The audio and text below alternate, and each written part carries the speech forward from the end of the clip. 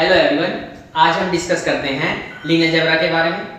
जितने भी mathematics, higher mathematics से रिलेटेड कॉम्पिटिटिव एग्जाम हैं, जैसे कि CSC, UGC NET, GATE, TIFR, NBHM, IIT JAM या और भी बहुत सारे एग्जाम्स हैं, उसमें लीनियर अलजेब्रा का रोल बहुत ज्यादा रहता है, बड़ा इंपॉर्टेंट रोल रहता है।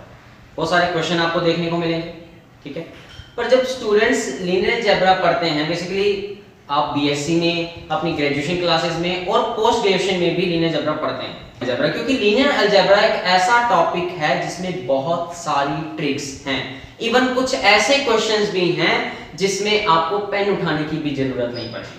अभी मैं आपको बताऊंगा इसी वीडियो लेक्चर में, जिसमें ऐसे क्वेश्चन आपको देखने को मिलेंगे और पेपर के क्वेश्चन, नेट लेवल का क्वेश्चन ऐसा मिलेगा जिसमें आपको पेन उठाने की भी जरूरत नहीं पड़ेगी। सिर्फ एक छोटी सी ट्रिक लगाई, क्वेश्चन सॉल्व होगा, क्वेश्चन देखते, ठीक है।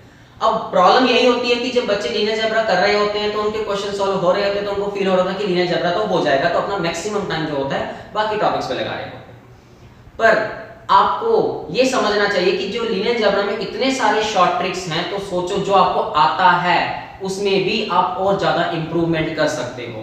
तो अगर आप आते हुए काम को किसी एक क्वेश्चन में अगर आप 5 मिनट में कर रहे हो, तो सोचो वो ट्रिक्स की मदद से आप विद इन सेकंड्स कर सकते हैं।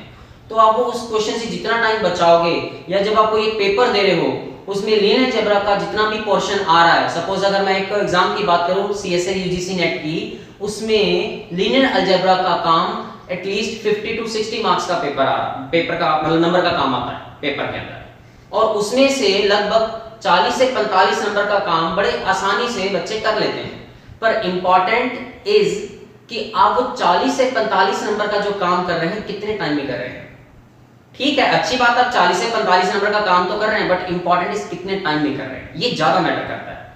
क्योंकि कुछ बच्चे ऐसे होते हैं कि वो 40 से 45 नंबर का काम जो कर रहे होते हैं 60 नंबर में से, वो काम आधे घंटे में लगा के करते हैं, 30 मिनट या 40 मिनट में। बट अगर आप वही ट्रिक्स लगा के करो तो वही काम आप 15 मिनट में भी कर सकते हैं। बस यही इंपॉर्टेंट है, क्योंकि वो 15 मिनट लगाया हुआ और 30 मिनट लगाया हुआ, नंबर इक्वल है, बट टाइम में कितना डिफरेंस है। वो 15 मिनट जो आपने बचाए हैं, 15 या 20 मिनट, वो आप बाकी टॉपिक्स के जो क्वेश्चंस हैं उस पे लगा सकते हैं, जिससे आपकी आउटपुट बहुत अच्छी निकलेगी। और आपको ये तो पता ही है कि आजकल जो कंपटीशन इतना बढ़ गया है कि एक एक नंबर पे कितने कितने रैंक टिके हुए हैं, एक नंबर कम, रैंक बहुत पीछे। तो ये चीजें मैटर करती हैं लीनियर अलजेब्रा में। तो लीनियर अलजेब्रा एक बहुत बड़ा इंपॉर्टेंट रोल प्ले करता है, इसलिए लीनियर अलजेब्रा को भी पढ़ने की बहुत ज्यादा जरूरत है। चाहे आपको आता है, अच्छी बात है, आपको आता है, पर आते हुए स्टूडेंट्स को तो और भी अच्छे से ये वीडियो लेक्चर सुन के, ये ट्रिक समझ के और भी जल्दी जल्दी काम कर सकते हो, ये ज्यादा इंपॉर्टेंट है, ठीक है। तो बेसिकली कहने का मतलब आपका आना इंपॉर्टेंट बट नॉट सफिशिएंट, ठीक है। कंपटीशन पॉइंट ऑफ व्यू से ये मैं सारी बातें कर रहा हूं, ठीक है। तो जैसे कोई, अगर आप, मैं लीनियर अलजेब्रा की बात करूं, देखो लीनियर अलजेब्रा में हमारे पास बहुत सारे टॉपिक्स हैं, vector space, subspace, basis dimension पढ़ते हो आप, लीनियर ट्रांसफॉर्मेशन पढ़ते हो, rank nullity theorem very important, system of linear equation, linear transformation and matrices, eigen value, eigen vectors, diagonalizability, Jordan canonical form, inner product space, ये बहुत सारे topics हैं, ठीक है। तो उनमें से कुछ इस वीडियो लेक्चर में मैं कुछ टॉपिक से रिलेटेड आपको शॉर्ट ट्रिक्स बताने जा रहा हूं। अब जैसे आइगन वैल्यूज हैं, मैट्रिक्स से निकालते हैं स्क्वायर मैट्रिक्स से। अब ये क्वेश्चन आप अपनी ग्रेजुएशन और पोस्ट ग्रेजुएशन क्लासेस से सॉल्व करते हैं, बहुत सारे क्वेश्चन आपने सॉल्व किए। तो अगर आपको जैसी आइगन वैल्यू का क्वेश्चन दिखाई देगा, तो आप क्या करोगे, a माइनस लैम्डा i का डिटरमिनेंट बराबर 0 रख के सॉल्व कर दोगे। यही करते हो आप क्वेश्चन, अच्छी बात है, यही करते हो, अच्छी शुरू से यही करते आ रहे, ठीक है। पर अब जब आप ये करते हो तो कुछ क्वेश्चन लंबे चले जाते हैं सॉल्व करते हुए। अब ये देखना है कि इन्हीं क्वेश्चन को शॉर्ट ट्रिक से कैसे किया जाए। जैसे आपके सामने ये क्वेश्चन लिखा हुआ है, ठीक है, 4x4 का क्वेश्चन है, उसकी आइगन वैल्यूज बतानी है, इन चार ऑप्शन में से कौन सी है, ठीक है। अगर आप इस तरीके से करोगे तो बहुत ज्यादा टाइम लग जाएगा, ठीक है, शायद 6-7 स्टेप या उससे भी ज्यादा स्टेप्स जा सकते हैं इसको सॉल्व करने में, ठीक है। पर हम इसको with the help of trick कैसे करें। अभी इसमें ट्रिक क्या यूज होनी है, छोटी सी ट्रिक है, विद इन सेकंड क्वेश्चन हो जाएगा। देखो कैसे, देखो ये जो मैट्रिक्स आपके सामने लिखी हुई है, ये मैट्रिक्स है रैंक 1 की। अब रैंक कैसे निकालते हो कि मैट्रिक्स के अंदर आप रो ऑपरेशंस लगाते हैं और उसको एक्लन फॉर्म में बदलते हैं। उस एक्लन फॉर्म बनने के बाद जितनी नॉन जीरो रो आती हैं वो आपका रैंक बन जाता है। तो जब आप इसमें एक्लन फॉर्म लगाओगे और रो ऑपरेशंस लगाओगे तो आपकी जो एक्लन फॉर्म बनने वाली है वो कुछ ऐसी बन जाएगी 0 0 0 0 0 0 0 0 एंड 0 0 0 ठीक है। बेसिकली ये रो इसका 2 मल्टीपल है तो मैंने 2 मल्टीपल करके माइनस कर दिया तो 0 0 कर दिया। ऐसे ये 3 मल्टीपल है तो मैंने माइनस कर दिया, ऐसे ये 4 मल्टीपल है तो मैंने माइनस कर दिया। So you will get this echelon form. So now in this echelon form you have only one non-zero row, that means rank is 1, ठीक है। ये इक्विवेलेंट का साइन है, it is equivalent to this matrix, ठीक है। तो इसका rank 1, और जब भी आपको पता चल जाए कि मैट्रिक्स का रैंक 1 है तो सीधी सी ट्रिक होती है आइगन वैल्यू निकालने की, वो ये कि एक आइगन वैल्यू तो होगी उसकी जो ट्रेस है मैट्रिक्स का, बाकी बची हुई आइगन वैल्यू सारी जीरो। अब ट्रेस क्या होता है? Sum of the diagonal entries of that matrix. तो ध्यान से देखो ये रैंक 1 मैट्रिक्स है तो इसकी आइगन वैल्यूज क्या होनी है? एक ट्रेस। ट्रेस क्या है? Sum of diagonal entries. तो जब आप इसका सम करेंगे वो आपको मिलेगा 10, मतलब 10 एक आइगन वैल्यू, और बाकी बची हुई आइगन वैल्यू 0, क्योंकि 4 क्रॉस 4 का मैट्रिक्स है तो 4 ही आइगन वैल्यूज आएंगी, तो एक 10 तो बाकी बची हुई 3 0। आंसर आ गया आपका ये। और ये ट्रिक बहुत आसान है, बहुत अच्छी ट्रिक है, और भी बहुत सारे क्वेश्चन में लगा सकते हैं कि रैंक 1 मैट्रिक्स जहां भी आपको दिखाई दिया सीधा सीधा आइगन वैल्यू पता चल गई, एक ट्रेस बाकी सारी 0। चाहे कितने मर्जी ऑर्डर का हो, 1000 ऑर्डर का मैट्रिक्स आपको दे दूं, पर रैंक 1 हो तो आप ये ट्रिक लगा सकते हैं। समझ गए आपको? ठीक है। अब ये क्वेश्चन करते हैं, ये सीएससी यूजीसी नेट में क्वेश्चन आया हुआ है आइगन वैल्यू से रिलेटेड। अगर आप इस क्वेश्चन को इस तरीके से करोगे निकाल तो लोगे, पर थोड़ा सा टाइम लगेगा। अब उस टाइम को बचाते हैं और क्वेश्चन सॉल्व करते हैं और सही आंसर पे पहुंचते हैं। क्या आएगा? ठीक है, क्वेश्चन देखो क्या है। आपको 3 क्रॉस 3 का मैट्रिक्स है तो 3 आइगन वैल्यू आनी है, तो हर ऑप्शन में 3 3 आइगन वैल्यू लिखी है, ठीक है। ये प्लस माइनस मतलब 3 ही वैल्यू सही, ठीक है। अब इसमें ट्रिक क्या लगने वाली है? पहली बात तो ये मैट्रिक्स रैंक 1 नहीं, जरूरी नहीं है ना कि हर मैट्रिक्स रैंक 1 हो, कोई भी रैंक की मैट्रिक्स ला सकता है, ठीक है। ये रैंक 1 नहीं है, क्योंकि अगर रैंक 1 होता तो ये इसका स्केलर मल्टीपल होता, जबकि ये है नहीं, ठीक है। तो रैंक 1 तो नहीं है, कोई बात नहीं। अब एक और ट्रिक होती है, वो ये कि जब भी आपको मैट्रिक्स के अंदर आप रो वाइज सम कर रहे हो, रो वाइज एंट्रीज का, जैसे आप इसकी रो वाइज एंट्री सम कर रहे हो 4 आ रहा है, इसका सम कर रहे हो 4 आ रहा है, इसका भी सम कर रहे हो 4 आ रहा है। अगर आपका किसी मैट्रिक्स में रो वाइज वाली एंट्री का सम जो भी आ रहा है वो हर रो एंट्री में सेम आ रहा है, हर रो वाइज में कर रहे हो, तो वो जो नंबर आएगा वो एक आइगन वैल्यू पक्का बन जाएगी इस मैट्रिक्स की। ये भी एक बहुत अच्छी ट्रिक है जो बड़ी यूजफुल है और क्वेश्चंस में भी अप्लाई कर सकते हो। तो 4 इसकी एक आइगन वैल्यू आएगी, तो ये बात तो कंफर्म आपका पहला ऑप्शन आना ही, क्योंकि इसमें 4 ही नहीं है, गलत। पर जिसमें 4 आप टिक नहीं कर सकते क्या आपका बाकी आइगन वैल्यू डिफरेंट है, ठीक है। तो एक आइगन वैल्यू 4 है तो सेकंड थर्ड फोर्थ में से कोई ना कोई आंसर आएगा, ये बात तो कंफर्म है, ठीक है। अब एक और कांसेप्ट होता है जब आप आइगन वैल्यूज निकालते हैं कि जो ट्रेस होता है मैट्रिक्स का वो हमेशा सम ऑफ द आइगन वैल्यूज होता है। जब भी आप आइगन वैल्यूज निकालना सीखते हैं तो ये पॉइंट बहुत इंपॉर्टेंट है कि आइगन वैल्यू जो आप निकालते हैं उसका सम ट्रेस आना चाहिए, इससे आपकी आइगन वैल्यू वेरीफाई हो जाती है, ठीक है। तो अब आप इस बात को समझो कि अगर ये आइगन वैल्यू होती तो इसका सम मैट्रिक्स के ट्रेस के बराबर आना चाहिए था, जबकि इसका ट्रेस तो 8 है, आइगन वैल्यूज का सम तो 8 है, जबकि इसका ट्रेस -4 है, तो ये ऑप्शन भी गलत हो गया, हो ही नहीं सकती, पक्का है, ठीक है। इसको देख लेते हैं, अगर ये होती तो इसका सम करके देख लेते हैं, -4 प्लस √13 एंड -4 प्लस -√13, ठीक है। जब आप इसका सम करेंगे कैंसिल आउट हो जाएगा, ये यहां से कैंसिल आउट हो जाएगा और ये आ रहा है -4 और ट्रेस भी -4 आ रहा है, पर अभी टिक नहीं कर सकते, क्या आपका किसी और तरीके से भी -4 सम आ सकता है। एक बार इस ऑप्शन को डिस्कस कर लेते हैं, तो क्या बनेगा 4 -2 प्लस 2√7 एंड -2 -2√7। तो जब आप इसको काटोगे ये यहां से कटेगा और ये आपको देगा 0, जबकि ट्रेस तो 0 नहीं है, तो ये ऑप्शन कटेगा, तो हो गया आपका क्वेश्चन, थर्ड ऑप्शन आंसर आएगा। तो इससे क्वेश्चन निकल आया। अगर आप इस तरीके से करते निकाल तो तब भी लेते, बट उसमें थोड़े से चांसेस होते हैं मिस्टेक होने के, पर अब चांसेस बहुत कम हो गए मिस्टेक्स होने के। एग्जैक्ट आंसर आएगा सिर्फ ये, इसमें आपको कांसेप्ट लगाना था कि trace is equal to sum of the eigen and one more trick that अगर आप रो वाइज सम करते हो और वो सम जो आ रहा है हर में सेम आ रहा है, हर रो वाइज सम सेम आ रहा है, तो वो सम जो भी नंबर आएगा वो एक आइगन वैल्यू तो पक्का बनेगी ही बनेगी। समझ गए आप? ठीक है। अब एक क्वेश्चन और करते हैं।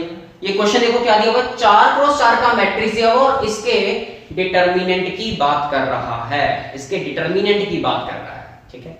तो अब वैसे डिटर्मिनेंट आप निकालना सीख लेते हो, प्लस 1 प्लस 2 में निकालना सीख लेते हो, 2 क्रॉस 2 का निकालना आसान है, 3 क्रॉस 3 का निकालना आसान है, 4 क्रॉस 4 भी निकाल सकते हो, पर थोड़ी सी कैलकुलेशन वाइज लंबा चला जाए।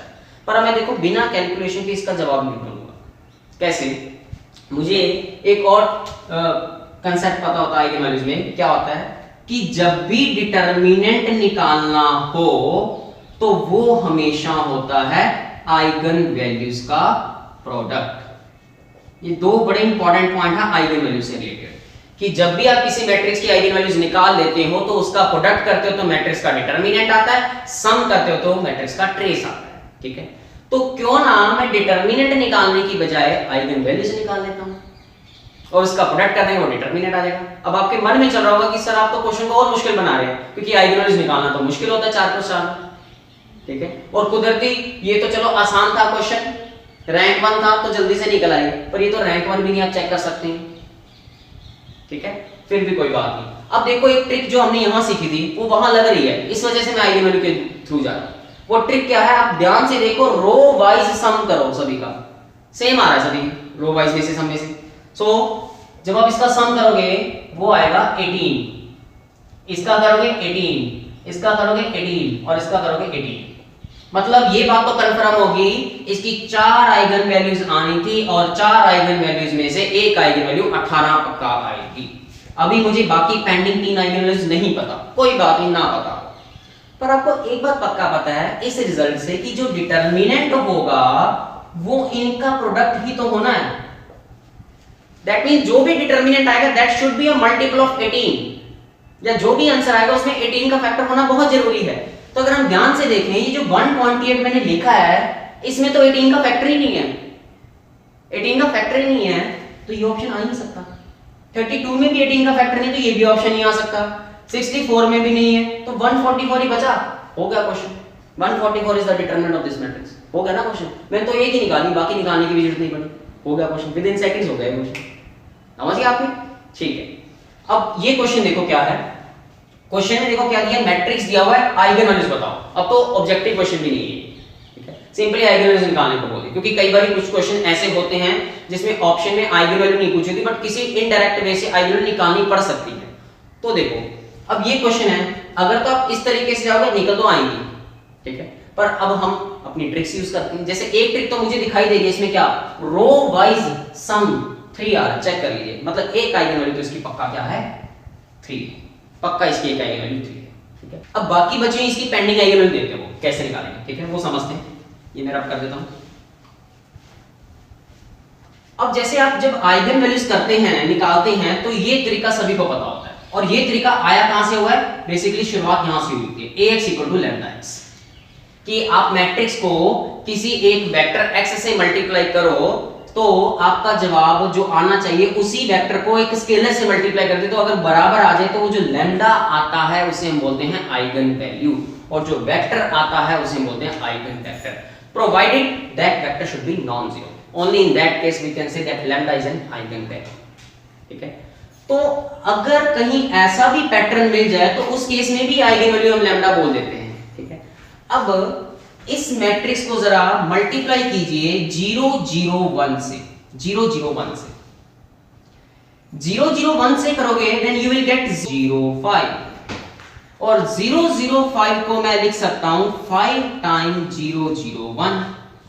अब ध्यान से देखो पैटर्न ये वाला बन गया, a into x equal to lambda into x, which means 5 is one of the eigen value of this matrix. 5 is one of the eigen value of this matrix. But आप कहोगे कि सर ये आपके दिमाग में इतनी जल्दी कैसे आया, मुझे मैट्रिक्स देख के कैसे पता चलेगा। अब ये छोटी सी ट्रिक समझो, ये जो 0 0 1 है इसको नॉर्मली हम बोलते हैं E3, जिसकी तीसरे कोऑर्डिनेट पे 1 हो बाकी सारी एंट्री 0। E2 बोलते हैं जिसके सेकंड कोऑर्डिनेट पे 1 हो बाकी सारे 0। E1 हो जिसके पहले कोऑर्डिनेट पे 1 हो बाकी सारे 0। तो बेसिकली जब भी आप किसी मैट्रिक्स को E1 से मल्टीप्लाई करोगे तो वो हमेशा आपको जो भी जवाब देगा वो पहला कॉलम देगा। E2 से मल्टीप्लाई करोगे तो दूसरा कॉलम बाहर निकाल के देगा, E3 से करोगे तो तीसरा कॉलम बाहर निकाल के देगा। तो देखो मैंने E3 से किया तो उसने एग्जैक्टली मैट्रिक्स का तीसरा कॉलम बाहर निकाल दिया। तो मैंने मैट्रिक्स को जरा ध्यान से देखा, क्योंकि मुझे तो ट्रिक पता थी, अगर आपको ये पहले पता होती तो आप बहुत जल्दी देख लेते। ठीक है, तो जैसे ही आपने इसको E3 से मल्टीप्लाई किया तो जो बाहर आंसर निकल के आया वो भी तो E3 का मल्टीपल आया। तो मैंने x से मल्टीप्लाई किया और वो x का स्केलर मल्टीपल बन के बाहर आया, तो हमें वही तो चाहिए, तो लैम्डा बन गया ना उसका आइगन वैल्यू। तो अगर डायरेक्टली देखनी हो कि किसी भी मैट्रिक्स में जैसे तीसरे कॉलम में E3 का मल्टीपल हो तो वो मल्टीपल उसकी आइगन वैल्यू बन जाएगी। इन जनरल ith कॉलम में EI का मल्टीपल हो तो वो मल्टीपल उस मैट्रिक्स का आइगन वैल्यू बन जाएगा।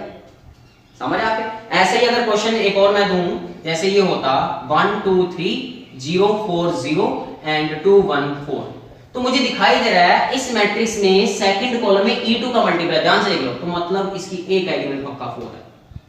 मतलब ये ट्रिक भी बड़ी यूजफुल है जिससे आप आइगन वैल्यू बड़ी जल्दी से निकाल सकते हो। समझ गए आप? तो एक आइगन वैल्यू मुझे और पता चल गई, इसकी 5 आ रही है। ठीक है, अब तीसरी आइगन वैल्यू आपको नहीं पता, छोड़ो, इसका नाम मैं x रख देता, मुझे पता ही नहीं है, पर आपको एक बात तो पता ना, इनका सम करने पे ट्रेस आना चाहिए, और ट्रेस है कितना, ध्यान से देखो 5। तो जब मैं यहां से कैंसिल आउट करूंगा तो x की वैल्यू क्या आ गई -3, आइगन वैल्यू निकला मेरी तीसरी -3। तीनों आइगन वैल्यू निकल आई बिना वो a - लैम्डा डिटरमिनेंट का यूज किए, जस्ट यूजिंग सम ट्रिक्स, और बहुत जल्दी निकल आएंगी। जब आप इसकी प्रैक्टिस बहुत ज्यादा कर लोगे तो आपको एकदम से दिखने लग जाएंगी चीजें। समझ रहे हो? देखो हमने एक 3-4 क्वेश्चन किए जिसमें से 2 क्वेश्चन पेपर में आए थे, वो कितनी जल्दी से हो रहे हैं with the help of tricks. ठीक है, तो इसी वजह से कह रहा हूं कि आपके पास लीनियर अलजेब्रा में ऐसी बहुत सारी ट्रिक्स हैं जिससे आप जो काम पहले आधा घंटा या पौना घंटा लगा के लीनियर अलजेब्रा का पोर्शन करते हो किसी एक पेपर में, तो वही काम आप विद इन 15 मिनट्स 20 मिनट्स में कर सकते हो, जस्ट यही ट्रिक्स को यूज करके। ऐसी बहुत सारी ट्रिक्स हैं। ठीक है, इसी से रिलेटेड हम एक और टॉपिक डिस्कस कर रहे थे। हर बार लीनियर अलजेब्रा का एक टॉपिक है लीनियर ट्रांसफॉर्मेशन मैट्रिसेस, उसके ऊपर क्वेश्चन डालते ही डालते हैं वो। ठीक है, आपने बीएससी या एमएससी में इसके बहुत सारे क्वेश्चन किए होते हैं, कई बार क्वेश्चन लंबे लंबे भी होते हैं, ये सब्जेक्टिव वगैरह अप्रोच लेते हैं। ठीक है, और जैसे कि आपके सामने लिखा हुआ है, ये करने का तरीका यही होता है कि कैसे लीनियर ट्रांसफॉर्मेशन एक मैट्रिक्स होता है। ठीक है, पर अब कंपटीशन पॉइंट ऑफ व्यू से देखना हो तो ये क्वेश्चन आप विद इन सेकंड्स भी कर सकते हो। कई बार तो ऐसा होता है कि आपको पेन उठाने की भी जरूरत नहीं होती इन क्वेश्चंस के लिए। ठीक है, होप सो आपको ये जो सब्जेक्टिव अप्रोच है वो सभी को पता होगी। करते क्या थे, लीनियर ट्रांसफॉर्मेशन दी होती है, दोनों वेक्टर स्पेस के डायमेंशन आपको पता चल जाते हैं, बेसिस दी होती है, तो मैट्रिक्स निकालते कैसे थे, ये जो डोमेन वाला वेक्टर स्पेस होता है उनके बेसिस की इमेजेस निकालते थे, और जो इमेजेस आती थी उनको कोडोमेन के बेसिस के लीनियर कॉम्बिनेशन में लिखते थे आप। वो जब लिखने के बाद आप जो स्केलर्स बनते थे उनको मैट्रिक्स बनाते थे, उनकी एक मैट्रिक्स बनाते थे और उसका ट्रांसपोज करते थे, तो आपका ये मैट्रिक्स आता था, and that matrix is the matrix representation of this transformation with respect to this basis. ये आपने ऐसे बहुत सारे क्वेश्चन किए होंगे अपने ग्रेजुएशन वाली क्लासेस में या पोस्ट ग्रेजुएशन की क्लासेस में। ठीक है, और यहां से आपको मैट्रिक्स का ऑर्डर भी पता चल जाता है, that is m cross n, that m is the dimension of codomain into dimension of domain। ठीक है, अब जैसे आपके सामने इससे रिलेटेड एक क्वेश्चन दिया हुआ है, ठीक है, तो आप अगर इस तरीके से करोगे वो बहुत आसानी से कर लोगे। करोगे क्या, यहाँ पे जो ये डोमेन दिया हुआ उसका बेसिस का इमेजेस निकालोगे, ये भी निकालोगे और इसका इमेज भी निकालोगे इसके अंदर पुट करके, कि 1 0 0 के अंदर पुट किया जो भी आंसर आया, फिर 0 1 0 पुट किया टी में जो भी आंसर आया, और 0 0 1 पुट किया जो भी आंसर आया, उनको हम यहाँ वाले बेसिस के कॉम्बिनेशन में लिख देंगे। ठीक है, तो फिर देख लेंगे कौन सा आंसर आया। पर ये तरीका तो सभी को पता है, पर कंपटीशन पॉइंट ऑफ व्यू के अकॉर्डिंग अगर हम देखें तो इस क्वेश्चन को विद इन सेकंड्स कर सकते हैं। इवन इस क्वेश्चन में तो पेन उठाने की भी जरूरत नहीं है। मैं सीधा अगर आपको एक ट्रिक बताऊं, सिंपल इसमें ट्रिक क्या है, पहली बात तो आप क्वेश्चन को देखो, आपका r³ से r² जा रहा है, जब v to w जाता है तो जो मैट्रिक्स का ऑर्डर आता है वो m क्रॉस n आता है। यहां तो आपका जो क्वेश्चन है w की डायमेंशन इनटू v की डायमेंशन, तो सिमिलरली यहां क्या बनेगा 2 dimension into 3, that means matrix आएगा 2 क्रॉस 3। वो चारों ऑप्शन में है, दैट मींस अभी मैं कोई काट नहीं सकता। बाय चांस अगर कोई एक ऐसा ऑप्शन होता जो 2 क्रॉस 3 ना होता, वो सीधा ही काट देते आप। पर अब कैसे करोगे आप ये क्वेश्चन, सिंपल सी ट्रिक क्या है, यहां पे आप देखो 3 वेरिएबल है x y और z। ठीक है, तो x y और z, तो x आपके पास क्या है, x का कोएफिशिएंट लगा दो सीधा, वहां पे देखो x का कोएफिशिएंट 1 और 0 है ही नहीं, तो सिंपली ये 1 और 0 आ गए। ठीक है, y का कोएफिशिएंट देखना हो यहां पे क्या है 1 1, कॉलम वाइज लगाना 1 1 ये आ जाएगा, और z का देखना हो तो क्या आ जाएगा आपके पास 0 और 3, 0 और 3। आपका क्वेश्चन खत्म हो गया। ये देख लो क्या बन गया 10 11 1 0 3, सेकंड ऑप्शन आ गया, हो गया क्वेश्चन। ये तो आप चाहे देख के भी कर सकते थे, लिखने की भी जरूरत नहीं थी आपको, सीधा सीधा क्वेश्चन हो गया। पर ये काम जो मैंने आपको बताया कि ट्रांसफॉर्मेशन से सीधा आप मैट्रिक्स निकाल सकते हो सिर्फ और सिर्फ तब जब आपको दोनों वेक्टर स्पेस के स्टैंडर्ड बेसिस दे रखे हो। ये स्टैंडर्ड बेसिस होते हैं इसी ऑर्डर, समझ गए आप? तो उससे डायरेक्टली क्वेश्चन निकल आया है, विद इन सेकंड्स हो गया ये क्वेश्चन, समझ गए? हाँ, अब एक ऐसा क्वेश्चन डिस्कस करते हैं जिसमें बेसिस स्टैंडर्ड ना हो, वो कैसे करें? ठीक है, तो आइए अब हम वो क्वेश्चन डिस्कस करते हैं जिसमें बेसिस स्टैंडर्ड नहीं है। जैसे क्वेश्चन तो मैंने वैसा से रखा है, देखो ये ट्रांसफॉर्मेशन वही रखी है और बेसिस मैंने बदल दिया। जब स्टैंडर्ड बेसिस है तो सीधा सीधा मैंने आपको शॉर्टकट बता दिया कि सीधे एक ऑप्शन उतार लिया करो कॉलम वाइज और वो आंसर आ जाएगा, ठीक है? पर यहां ध्यान से देखिए, अगर हम B2 हमारा स्टैंडर्ड बेसिस नहीं है तो आप गलती से भी वो वाला ट्रिक मत लगा देना। पर स्टिल बेसिस वैसे का स्टैंडर्ड बेसिस से अलग हो तो अगर इसका पूरा प्रोसेस करो तो कैलकुलेशन बहुत ज्यादा बढ़ जाएंगी आपकी, और मे भी मिस्टेक होने के भी चांसेस हो जाते हैं, ठीक है? पर आप इस क्वेश्चन को भी बहुत जल्दी कर सकते हो जिसमें गलती होने के चांसेस बिल्कुल ही खत्म हो जाएंगे और आंसर आपका बिल्कुल ठीक होगा। देखो कैसे करना, कैसे है, क्योंकि स्टैंडर्ड बेसिस तो है नहीं तो आप वो ट्रिक तो लगा नहीं सकते जो इस क्वेश्चन में लगाई थी, ठीक है? अब करोगे कैसे? तरीका क्या होता है, आपने डोमेन के बेसिस की इमेजेस ले ली थी लाइन वाइज, तो सबसे पहला बेसिस का एलिमेंट क्या है 1 0 0, तो आपने 1 0 0 का आंसर निकालना है और 1 0 0 का आंसर क्या आएगा इसमें पुट करोगे तो आपका आंसर आएगा 1 0, ठीक है? और फिर जो भी आंसर आता है वो कोडोमेन के बेसिस के कॉम्बिनेशन में लिखा जाएगा, दैट इज 1 2 and 2 1। अब दिक्कत बस थोड़ी सी यही होती है कि जब आपका बेसिस स्टैंडर्ड नहीं होता तो कैलकुलेशन वाइज थोड़ा लंबा चला जाता है, ठीक है? कि आपको कॉम्बिनेशन बनाना पड़ता है, अल्फा बीटा लेकर फिर सॉल्व करना पड़ता है, अल्फा बीटा की वैल्यू निकालनी पड़ती है, वो थोड़ा काम लंबा हो जाता है। पर जब आपके सामने ऑब्जेक्टिव क्वेश्चन हो तो बहुत जल्दी हो जाएगा। बाय ऑप्शन देखो कैसे होगा, मान लो अगर ये आंसर होता, देखो आपको पता है जो भी यहाँ पे आएंगे हम उसको करते क्या है, मैट्रिक्स में लगाते हैं, फिर बाद में ट्रांसपोज करके बनता है, वो कॉलम बन जाता है।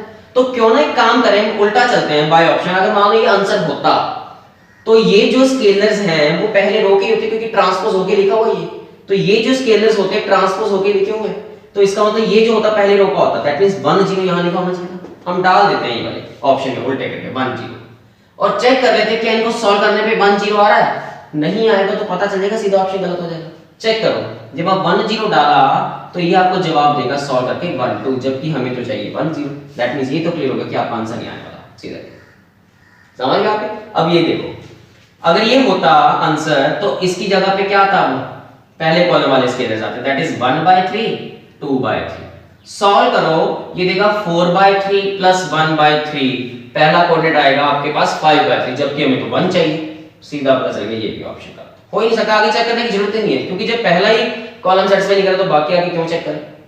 ये चेक करो, ये कह रहा है 1/3 -2/3, 1/3 एंड -2/3। जब इसे सॉल्व करोगे तो ये देगा -4/3 plus 1/3, that is -3/3 which is -1, जबकि हम 1 है। ये भी तो बचा ही कौन सा ऑप्शन, हो गया क्वेश्चन, ये हो गया क्वेश्चन। जहां पे आपके क्वेश्चन में टाइम बहुत ज्यादा लगना था वहां पे विद इन सेकंड्स हो गए क्वेश्चन, समझ गए आप?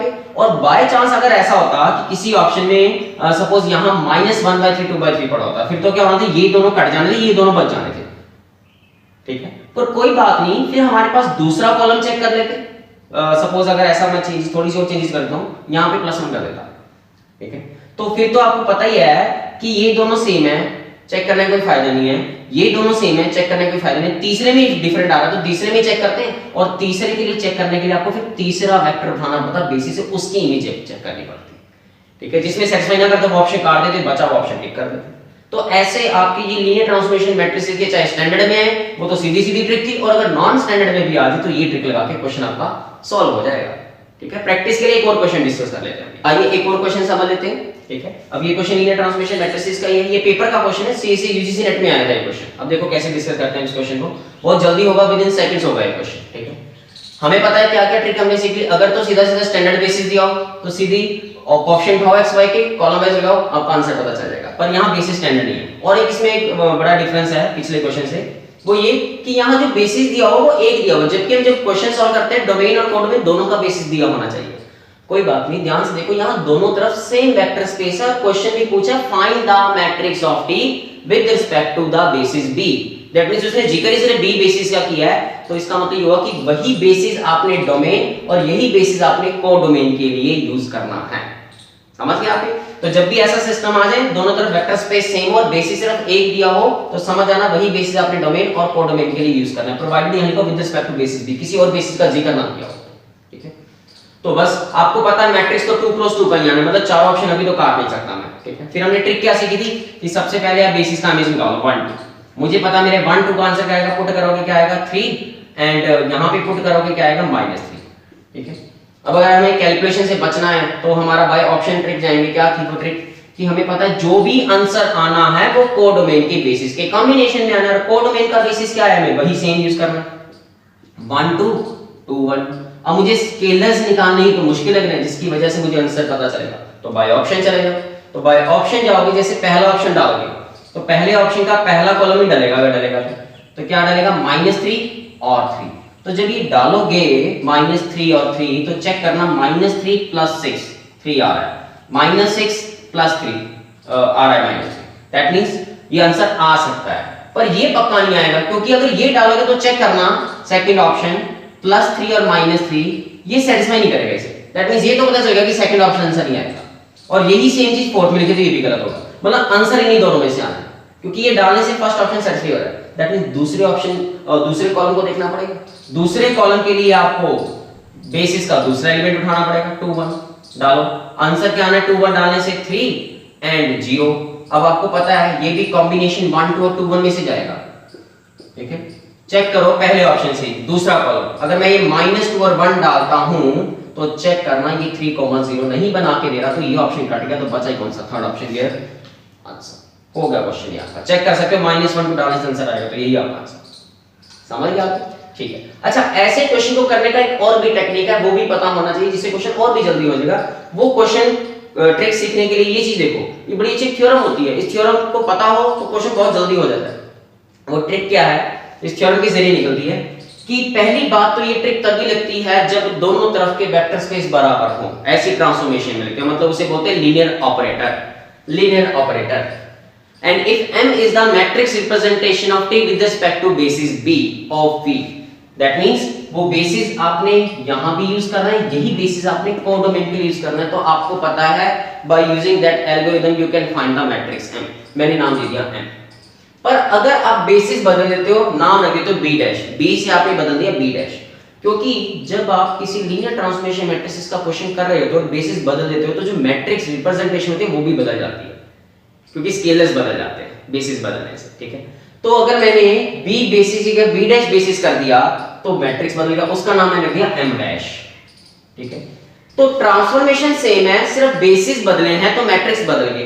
That theorem says this matrix and new matrix they are always similar matrix to each other, and when two matrices are similar then their trace are same, their determinant are same, their eigen values are same, their rank, nullity, minimal, characteristic, everything they are same। Eigen vectors नहीं बोलेंगे, पर ये जो बड़ी important information होती है matrix की सारी बराबर होती है, चाहे मैट्रिक्स बराबर ना हो तो अब इस ट्रिक से क्वेश्चन और भी जल्दी हो जाएगा। कैसे?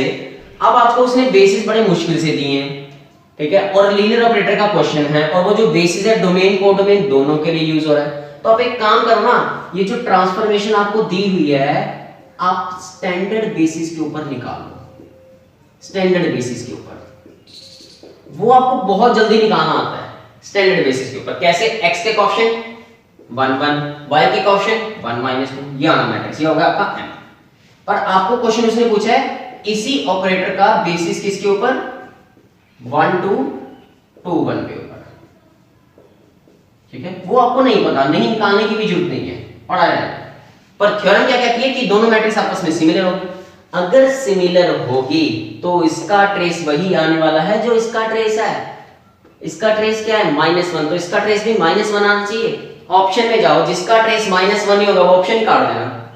इसका ट्रेस आ रहा है -2 गलत, इसका ट्रेस आ रहा है 4 गलत, इसका ट्रेस आ रहा है 5 गलत, हो गया क्वेश्चन, थर्ड ऑप्शन आंसर। इसी का ट्रेस -1 आ रहा है, हो गया क्वेश्चन। तो इस ट्रिक से भी क्वेश्चन जल्दी होता है। और बाय चांस अगर दो ऑप्शन में ट्रेस -1 मैच कर जाता तो तब भी घबराने की जरूरत नहीं है। डिटरमिनेंट भी तो हमारे पास एक प्रॉपर्टी है चेक करने के लिए, क्योंकि उनका डिटरमिनेंट भी बराबर होना चाहिए। समझ आए? तो ऐसी ट्रिक्स लगाकर ये लीनियर ट्रांसफॉर्मेशन या मैट्रिसेस के सारे क्वेश्चन विद इन सेकंड्स आप कर सकते हैं, और हर पेपर में इसका क्वेश्चन आ रहा है। समझ गए आपके? ठीक। सो आई होप आपको ये जितना भी हमने आज काम सीखा, जितने भी हमने क्वेश्चन डिस्कस किए with the help of tricks, इस वीडियो लेक्चर में आपको बहुत अच्छे से क्लियर हो गए होंगे, और आपने ये खुद ही डिफरेंस फील कर लिया होगा कि क्वेश्चन को अगर हम with the help of tricks करें तो हम अपना बहुत सारा टाइम बचा सकते हैं। क्योंकि जो आपने दोनों टॉपिक्स आज हमने इस वीडियो लेक्चर में समझे, eigen value and linear transformation and matrices, ये दोनों टॉपिक आप अपने graduation and post graduation classes में करते आ रहे हैं। खूब सारे आपने क्वेश्चन भी सॉल्व किए, पर जब अगर आप वो क्वेश्चन थ्योरेटिकली सॉल्व करो तो वो क्वेश्चन एक क्वेश्चन करने में लगभग आपके 5 से 10 मिनट लग सकते हैं। पर अगर आप वही question with the help of tricks करो, जैसा कि हमने इस वीडियो लेक्चर में समझा, तो आप अपना वही क्वेश्चन विद इन सेकंड्स भी सॉल्व कर सकते हैं। कुछ क्वेश्चन तो ऐसे थे जिसमें पेन उठाने की भी जरूरत नहीं थी। समझ रहे आपने? तो ये वीडियो शेयर करने का मतलब ही यही था कि आपको पता चले कि कैसे हम क्वेश्चन को with the help of tricks solve कर सकते हैं। ठीक है? आज के टाइम में जो कंपटीशन रह गया है वो उन बच्चों के बीच में रह गया है जिनको आता तो सब कुछ है, पर क्लियर वही कर पाता है जो क्वेश्चन को बहुत स्मार्टली तरीके से सॉल्व कर रहा है। स्मार्टली सॉल्व करने का मतलब जो with the help of tricks कर रहा है। ऐसा नहीं है कि जो बच्चा क्लियर नहीं कर पा रहा उसको आता नहीं है, आता उसको भी है, पर वो ट्रिक्स नहीं यूज कर रहा। हाँ, अगर मैं आज से 10-15 साल पहले की बात करता हूं तो वहां पे तो उन बच्चों के बीच में कंपटीशन हो रहा था जिनको आता नहीं और जिनको आता है। जिनको आता है वो तो क्लियर कर जाते हैं, सिलेक्ट हो जाते हैं, पर जिनको नहीं आता वो नहीं कर पाते। पर आज का टाइम समझो, आज के टाइम में इतना कंपटीशन बढ़ गया कि सिर्फ क्लियर वही करता है जो स्मार्टली तरीके से क्वेश्चन करता है। तो आपको ये जो जितनी भी ट्रिक्स हैं, अगर कंपटीशन का एग्जाम क्लियर करना है तो सीखनी पड़ेगी ही पड़ेगी। समझ रहे? क्योंकि कंसेप्ट क्लियर होना एक अलग बात है, इंपॉर्टेंट बात तो है, बट सफिशिएंट नहीं है। पर क्वेश्चन को कंसेप्ट क्लियर करना, बट उसी क्वेश्चन को with the help of tricks करना, वो इंपॉर्टेंट है ज्यादा, अगर आप कंपटीशन का एग्जाम क्लियर करना चाहते हैं तो। ठीक है? जब मैं अपनी एमएससी की क्लासेस में था तो मुझे भी नेट क्लियर करना था, तो मुझे ऐसा फील होता था कि मुझे कंसेप्ट तो क्लियर हैं, तो क्यों मैं नेट की तैयारी करने के लिए किसी का वीडियो लेक्चर सुनूं, किसी से कोचिंग लूं, मैं खुद ही तैयारी करता हूं। पर मेरे जो साथ वाले थे वो कोचिंग ले रहे थे और वो मेरे से पहले नेट क्लियर कर गए, तो मुझे थोड़ा सा फील हुआ कि वो मेरे से नेट कैसे पहले क्लियर कर गए। तो मैंने भी कोचिंग ली, तो कोचिंग ली तो मैं डॉक्टर मिक्सर से पढ़ा, उनसे पढ़ के ऐसा फील हुआ कि हम क्वेश्चंस को बहुत जल्दी सॉल्व कर सकते हैं अगर कंसेप्ट बहुत अच्छे से क्लियर है। तो वो ऐसी ऐसी बातें बताते थे, जब भी मैं उनसे कोई डाउट पूछता डॉक्टर मिक्सर से, वो ऐसी ऐसी बातें बताते कि बड़े लेवल का क्वेश्चन, अच्छे लेवल का क्वेश्चन 1 लाइन 2 लाइन में सॉल्व करके क्वेश्चन सॉल्व हो जाता। मैं बहुत हैरान होता था कि क्वेश्चन को ऐसे भी सोचा जा सकता था। मेरा बेसिकली सोचने का तरीका ही बदल दिया था उन्होंने। तो मुझ में इतना बड़ा चेंज आया, तो मैं सोचता हूं कि अगर मुझ में इतना बड़ा चेंज आया है तो और भी ऐसे बहुत सारे बच्चे होंगे जिनको कंसेप्ट तो क्लियर हैं, पर सिर्फ अगर वो इतनी सी ट्रिक समझ ले तो वो भी बहुत आगे जा सकते हैं। सो यही मेरा मेन मोटिव था आपको इस वीडियो लेक्चर में बताना। और ऐसा नहीं है कि जो जितने भी मैं अपना पर्सनल एक्सपीरियंस बता रहा हूं ये इसी वीडियो लेक्चर में बता रहा हूं। मैं मोर देन 65 बैचेस पढ़ा चुका हूं पिछले 6 सालों में, हर बैच में ये बात बोलता हूं। ठीक है? तो ये वीडियो लेक्चर शेयर करने का मतलब यही था कि आपको समझ लगे कि हम अपना क्वेश्चन को, अपने कंसेप्ट क्लियर होते हुए भी क्वेश्चन को जल्दी जल्दी विद द शॉर्टेस्ट टाइम कैसे कर सकते हैं। और अभी तो हमने जो जितनी भी ट्रिक समझी बहुत आसान वाली थी, और ऐसा भी नहीं है कि हम अपने कोर्स में सिर्फ ट्रिक्स ही सीखेंगे, कंसेप्ट भी सीखेंगे, बड़ी बड़ी थ्योरम्स भी सीखेंगे, बड़े बड़े कंसेप्ट समझेंगे, पर उन्हीं बड़े कंसेप्ट्स को यूज करके, उन्हीं बड़ी थ्योरम्स को यूज करके ट्रिक्स निकालेंगे ताकि जो बड़े अच्छे लेवल का क्वेश्चन भी हम ट्रिक्स की हेल्प से सॉल्व कर सकें। समझ रहे आप? क्योंकि अगर आपको पूरा टॉपिक लीनियर अलजेब्रा का टॉपिक अच्छे से करना है तो थ्योरम्स तो समझनी पड़ेगी, पर उन्हीं थ्योरम्स को, बड़ी बड़ी थ्योरम्स को जितनी भी होती हैं, बहुत सारी थ्योरम्स होती हैं, उनको यूज करके ट्रिक्स की मदद से बड़ा अच्छा क्वेश्चन कैसे सॉल्व कर सकते हैं। ठीक है?